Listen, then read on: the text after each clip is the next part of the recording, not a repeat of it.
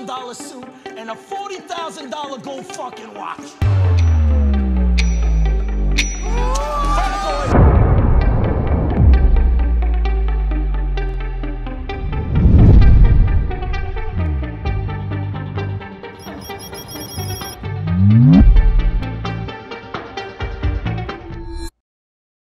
সভ্যতার শুরুর কাহিনী আমরা সবাই কম বেশি জানি। সবচেয়ে মজার ব্যাপার হলো সেই সময় কেউ কারো দাসত্ব করতো না।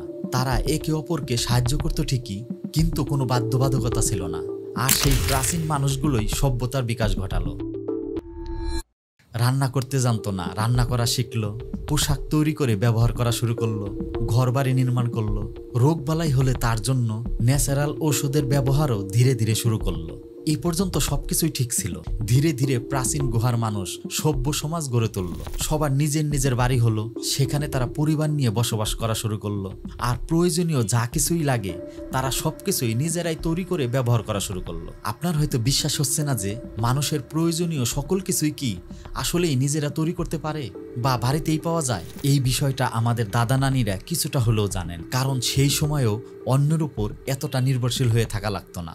আজ কি হয়, একদিন টাকা না থাকলে টেনশনে পড়ে যান, যাতায়াত ভাড়া কোথায় পাবেন, খাবার কিনবেন কি দিয়ে, স্কুলের টিউশন ফি কিভাবে দিবেন। কিন্তু আমাদের দাদা নানির আমলেও, বিশেষ করে যারা গ্রামের দিকে বাস করতেন, তাদের কাছে টাকার প্রয়োজন ছিল খুবই কম। এমনকি তারা একটানা কয়েক মাসও টাকা খরচ না করেও চলতে পারতেন। এমনও পরিবার ছিল যাদের পরীক্ষার ফর্ম পূরণ, স্কুল কলেজে ভর্তি কিংবা চিকিৎসার খরচ ছাড়া টাকা ম্যানেজ করার কোনো চাপই ছিল না। কিন্তু আজ 2025 সালে এসে গ্রামে বা শহরে টাকা ছাড়া একটা দিনও কল্পনা করা সম্ভব না। এর কারণ মানুষ আর স্বাবলম্বী নাই। হ্যাঁ, আসলেও মানুষ স্বাবলম্বী নয়। আমরা মনে করি আমরা নিজের পায়ে দাঁড়িয়েছি, আমরা স্বয়ংসম্পন্ন, কিন্তু আসলে তা নয়। কারণ অতীতে আমাদের প্রয়োজনীয় সবকিছুই বাড়ির আশেপাশেই ছিল।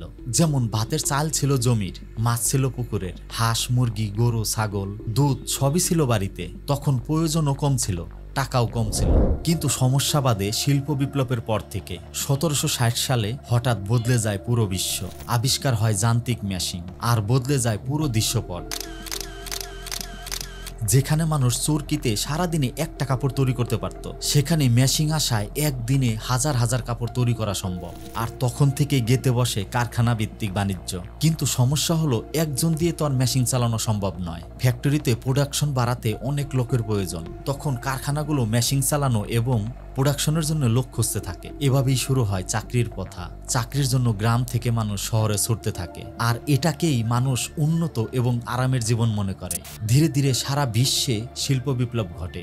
গড়ে ওঠে garments factory, restaurant, shopping complex, mill কারখানা। আর তখন থেকে সবার লক্ষ্য একটাই, চাকরি।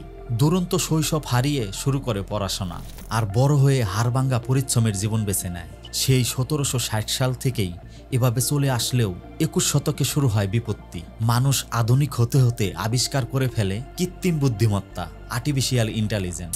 2015 সালে ইংল্যান্ড প্রথম মোলে রোবোটিক্স নামক রোবটের ধারণা নিয়ে আসে, যা হুবাহু মানুষের মতো রান্না করতে পারে, আর সময়ও লাগে মানুষের থেকে অনেক কম। এরপরে 2016 সালে ক্যাশিয়ারবিহীন দোকানের ধারণা চালু করে অ্যামাজন।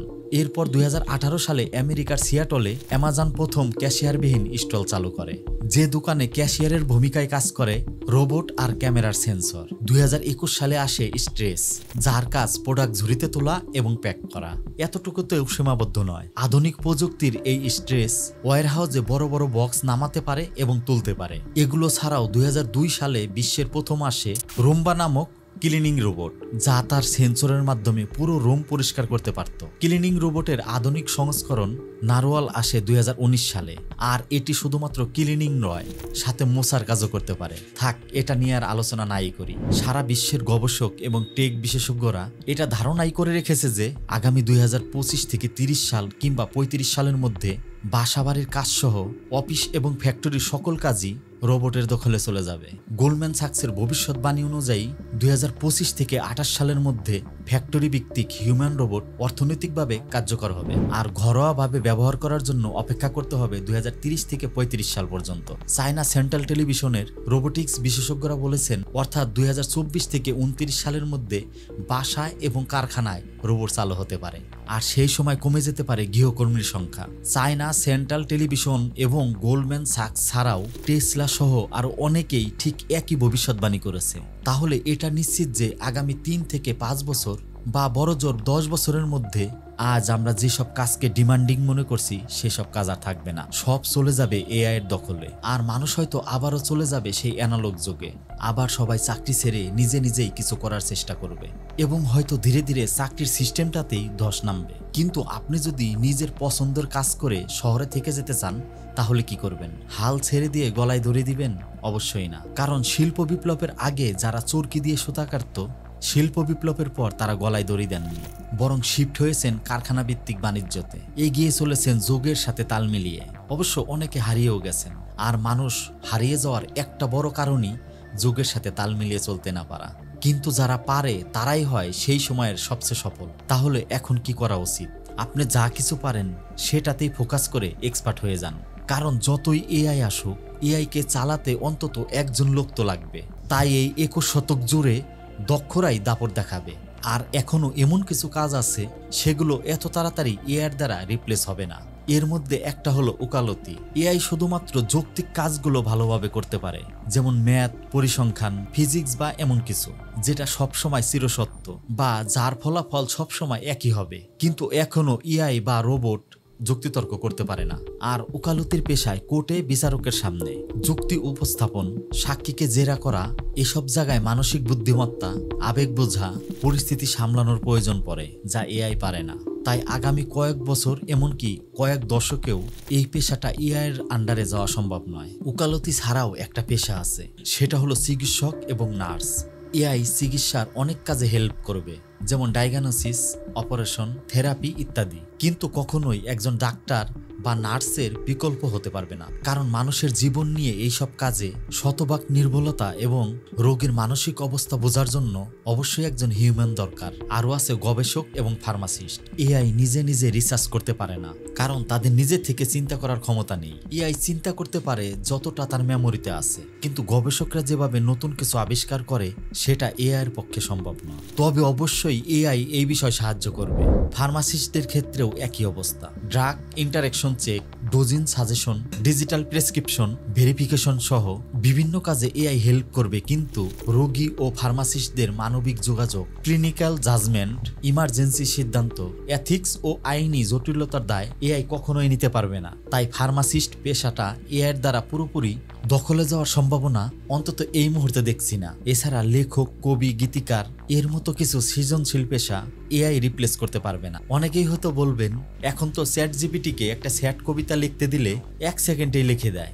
কিন্তু বিষয় হলো, রোবট কি আপনার মনের কথা বুঝতে পারে? সে তার মতো কবিতা লিখবে, সেটা কখনোই আপনার মনের মতো হবে না।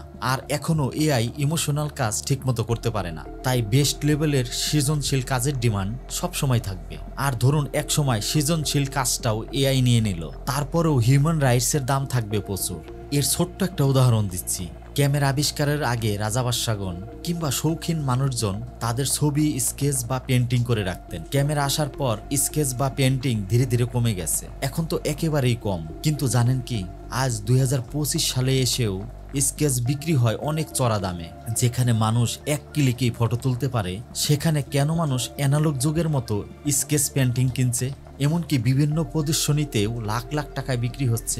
এর কারণ ঐতিহ্য আর সৃজনশীলতা। পুরনো জিনিস এবং অ্যানালগ কাজগুলো সবসময় স্পেশাল, তাই কোনো কালেই মানুষের দাম কমবে না। মানুষ এর পরে থেকে দাসত্বের চাকরি না করে আবার আগের মতো নিজেই নিজের কাজে লেগে পড়বে।